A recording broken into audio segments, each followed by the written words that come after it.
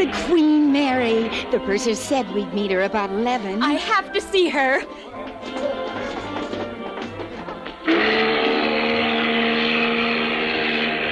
Those lights. Impressive, isn't it? Like a phosphorescent water bug. Oh, much prettier. I suppose they are having a ball, too. Oh, isn't it thrilling? Christmas Eve, in the middle of the Atlantic Ocean, and... Oh, Jeannie. The CBS Radio Workshop, dedicated to man's imagination, the theater of the mind. Today, all is bright, a simple story of a simple song, which from long-lost beginnings, through the help of a persistent king and a melodious bird, trained by a truant schoolboy, developed into the world's most beloved expression of the spirit of Christmas, the feast of men and women of goodwill, and especially of children.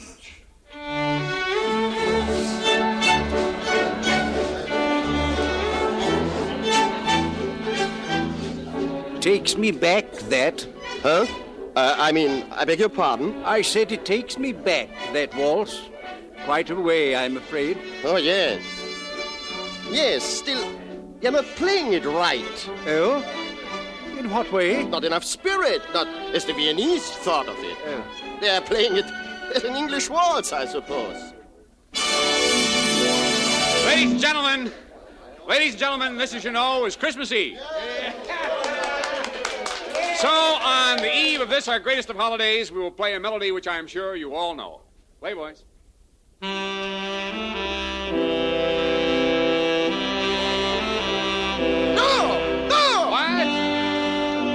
What? Who? I'm sorry, Mr. Conductor. I did not mean to be heard. Well, sir, I don't see why... Oh, my maestro. Ladies and gentlemen, I'm sorry I didn't recognize the voice immediately. Allow me to introduce, ladies and gentlemen, the famous conductor of some of the greatest orchestras in the world. Maestro Reinhard Kramer. No, please. Ladies and gentlemen, the maestro is Austrian, I know, by birth that is, and since this worldwide favorite of all Christmas carols was written in Austria, I can't think of anything more fitting that the maestro himself should take over the baton. What do you say, ladies and gentlemen?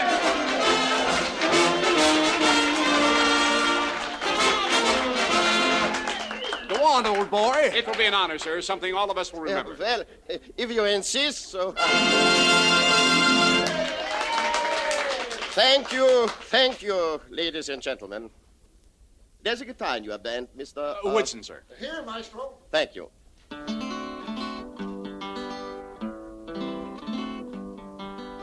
Yes, I will have to ask your indulgence, ladies and gentlemen, Mr. Woodson. But this song, you see, has meant a great deal to me ever since I was a child, so long ago. That was in a place called Hallein in Austria, near Salzburg. The composer of this melody, Franz Gruber, was his name, still lived there when I was a boy. And I went to school with his grandson, Felix. He later became a conductor in Vienna. Well, he also is now dead. It is really a very simple song. It was first written for just one guitar and two voices, clear, young voices. And the melody was somewhat different from the one we play today. It is only a peasant song, after all. A song without pretension.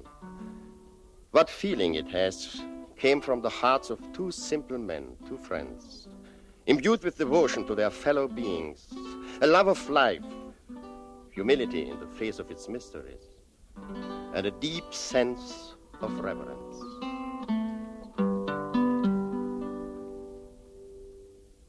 I say, old boy, why not tell us the whole story? My reliable British friend, of course. Well, this was in... Now, let me see. Yes, in 1818, just a short while after the Napoleonic Wars. There were two men who met several times a week in a small village near Salzburg called Oberndorf. The local priest, Father Joseph Mohr, and the schoolteacher. The two used to sing and play the guitar together, and the schoolteacher always helped the priest out on Sundays by playing the organ in the village church. Christmas, of course, was the most festive season of the year. And no one for miles around ever missed the Christmas Eve midnight mass in Oberndorf. But on the day before Christmas, 1818, there was an unexpected disaster.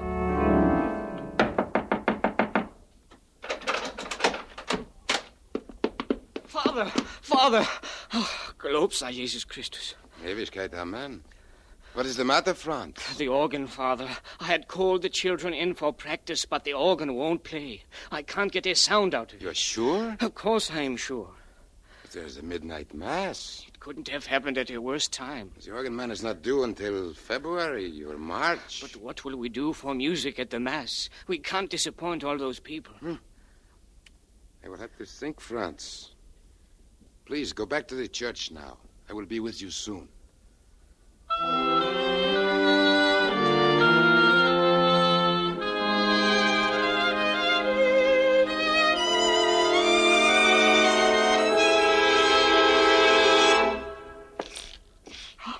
It's no use.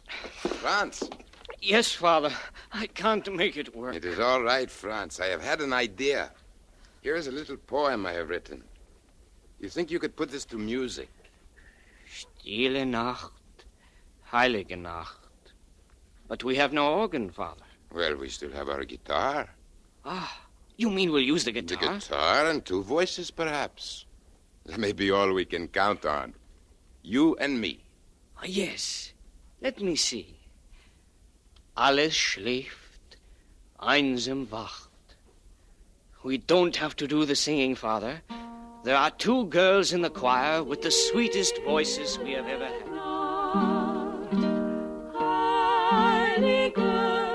And within a day, Franz Gruber had indeed set Father Moore's little poem to a simple yet beautiful melody. This is what the people of Oberndorf and the nearby mountain farms heard that Christmas. A melody so touching and so easily grasped that all the other children in the church quickly joined in.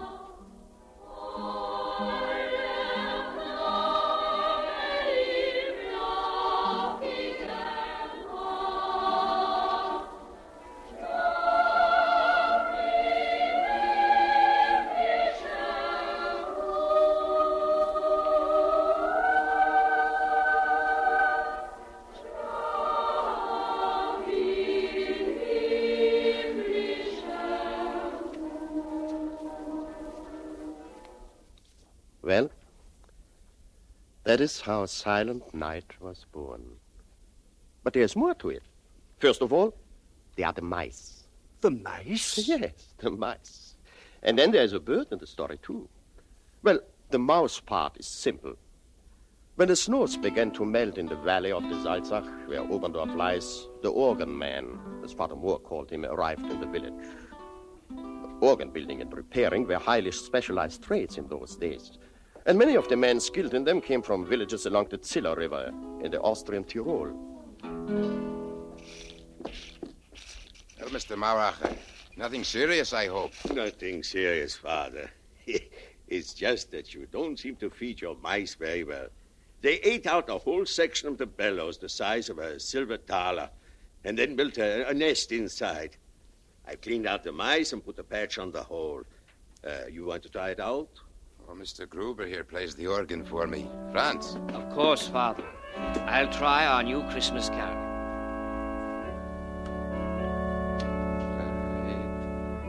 Round yon dearest high holy pair, and their infant with curly hair. Say, that's a nice song. I never heard it before. That's great. Mind if I take it with me? I'll write it out for you. Oh, nah, I couldn't read it. Me, I carry them up here in my head. Well, Mauracher, the organ man, did carry the new song in his head. And when he returned to his native Ziller Valley, he taught it to all the children there. Later, the young Strassers, 2 brothers and their 2 sisters, became especially fond of the Song from Heaven, as they called it. And they worked out a 4-part singing arrangement for the 2-voice melody.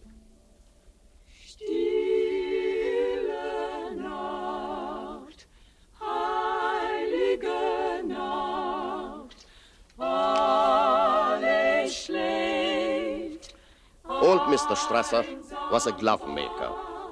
And when his children were old enough, he sent them each year to the many big trade fairs of Europe to sell his output.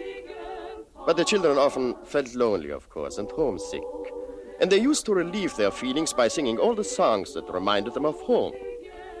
And so, one day in Leipzig, the capital of the Kingdom of Saxony, a dignified elderly gentleman approached them.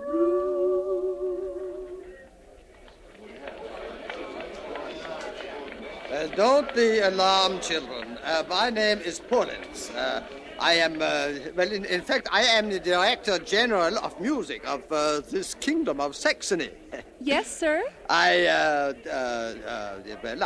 like your singing, especially that last one you sang. The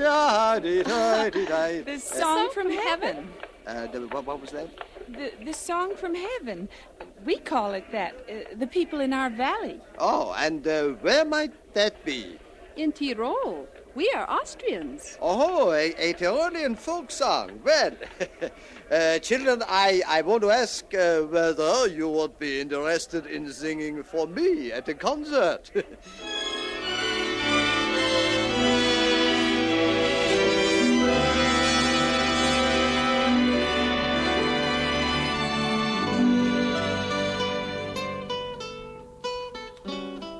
This was only 15 years after Franz Gruber and Father Mohr had written their little hymn of devotion.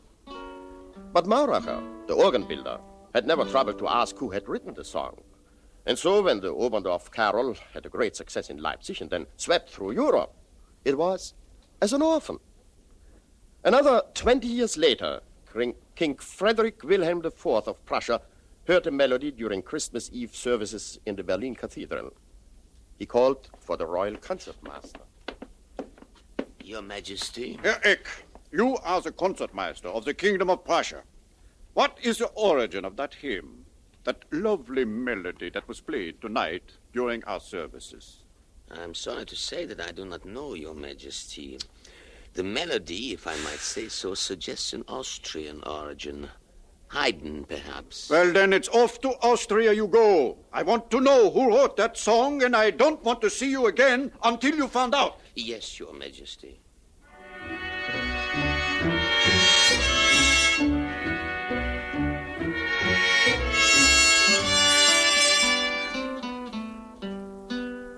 Well, the Prussians are a determined people.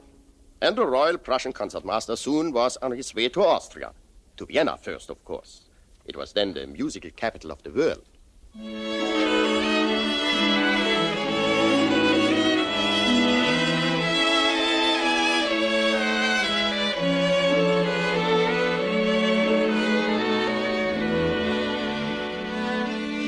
Most honored, sir.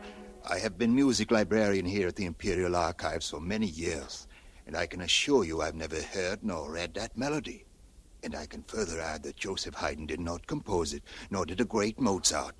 Of course, it is just possible that Joseph Haydn's brother Michael wrote it. Now that I come to think of it, there are certain similarities of phrasing. Yes, but where can I find out for certain? Well, most of Michael's works have been lost, unfortunately. However, he was organ master at St. Peter's Abbey in Salzburg for a good many years. You might inquire there.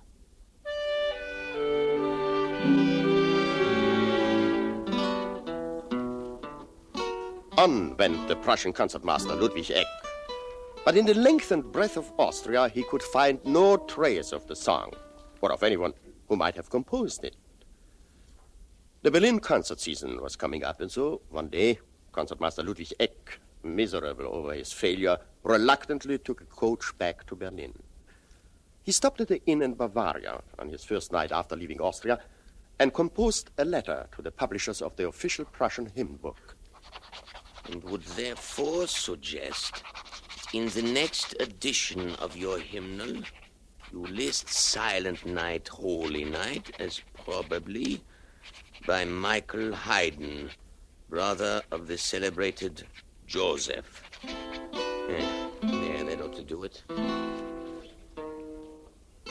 By next morning, though, Ludwig Eck had recovered sufficiently from his disappointments to stop by in the dining room of the inn for a hearty breakfast. Now then, after the soup, a few eggs, perhaps, and some of that wonderful bacon of yours. And then, yes, a half chicken, and a stein of beer, of course. That bird! Sir? That bird, my song. He has my song. Oh, I am sorry, sir, but I am not responsible for singing when I got him. Yes, man, yes, but where did you get him? A traveler left him here, sir. Now, never mind that. Where did he get him? A man came from Salzburg, sir. He did say that he had bought the bird from someone at St. Peter's. St. Peter's in Salzburg. So it was Michael Haydn after all. Tell my coachman we are not going on to Berlin. We're going back to Salzburg, St. Peter's Abbey.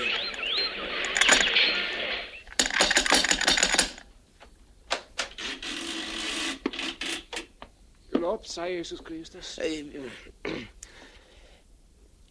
Yes? The abbot. I am emissary of His Majesty, the King of Prussia. Now, please tell your abbot that I must see him.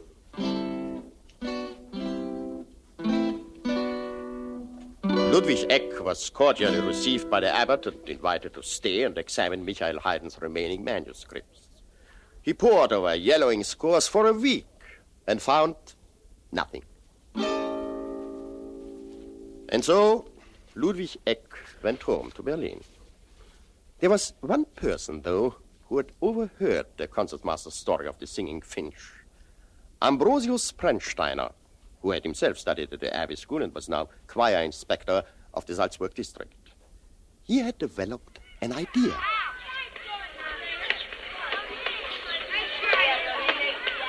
Let's see now, the first two windows, that would be the 5th class.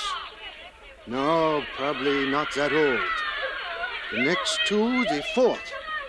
I don't think so, but let's try it anyway. I hope I can still whistle.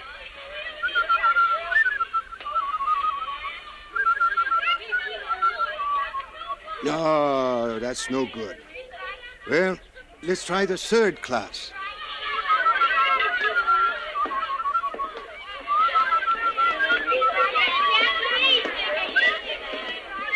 Hey, Felix, your bird is back. That singing bullfinch you taught that Christmas song to when you saw that Bavarian. No. Yeah, well, listen for yourself. It couldn't be any other bird who knew that melody. But how could he have come back? Well, don't ask me. Let's look at it. Sir? What's your name, boy? Felix Gruber, sir. And you have been capturing birds and teaching them to sing and then selling them? Well, only a few times, sir. Oh, never mind now. I myself tried to earn a few groschen that way when I studied in that same room. Not that that is any excuse. No, sir. I have something more important now. Did you ever teach one of your birds a song that goes like this? Yes, sir. Well, where did you learn that melody? From my father, sir. He's a musician. He made it up. He made it up? Yes, sir. At home, we always sing it at Christmas. And where is home, may I ask? In Hallein, sir. My father is choir master. Come on, boy, jump down from the window. I'll catch you. We're going to Hallein. You boys, you may tell the master that Felix Gruber has been excused for the rest of the day.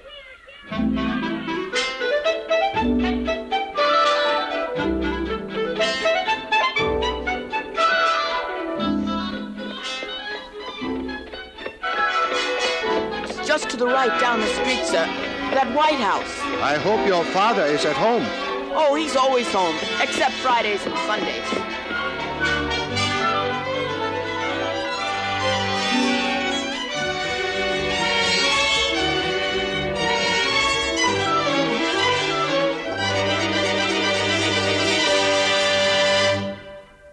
So you did write that song? Only the melody, Inspector. My friend, my very great friend, Father Moore, wrote the words. He died about 6 years ago in Wagram. Do you still have your original manuscript? Original? I don't know. It was so long ago, and the song was such a little thing. I would have to ask my wife. Marie? Never mind now. You will find it later. But that little song of yours has gone a long way in the world. There was a man down here all the way from Berlin to find out about it. About that song? Yes, about that song. Here is a copy of a book he left with me. It was published in Leipzig, and it has your melody. But here is what you had better do now that fame is catching up with you. Well, that's almost the end of my story, ladies and gentlemen. Except that the letter went off shortly from Harlein to the Royal Concertmaster of Prussia, Ludwig Eck.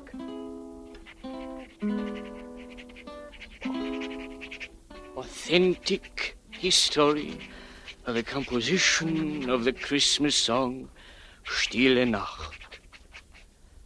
And since this song subsequently appeared in a collection in Leipzig in a somewhat changed form, the author begs to submit a copy of the original music.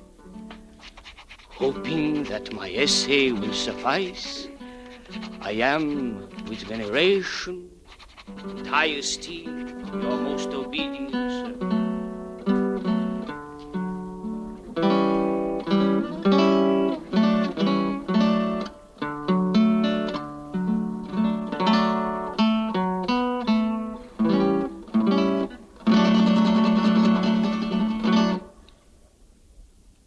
Franz Gruber died 10 years later, as poor as he had been born. And now, ladies and gentlemen, there seems to be only one thing left for me to do. And the only thing I was asked to do in the first place. And that is to play the Song from Heaven, as those Tyrolean children called it, as I feel it should be played. I hope that the orchestra, perhaps some of you, will join me.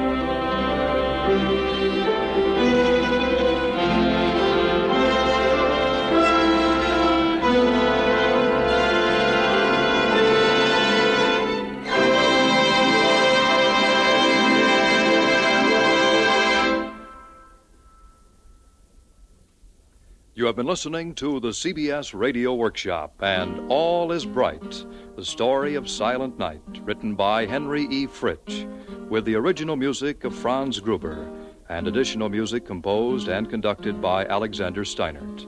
Rudolph Weiss was heard as Kramer, Joe Julian as Father Moore, and Herm Dinkin as Gruber.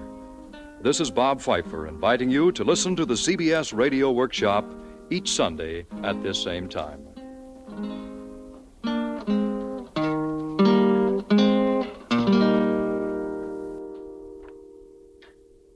Stay tuned for Suspense, which follows immediately over most of these same stations. America listens most to the CBS Radio Network.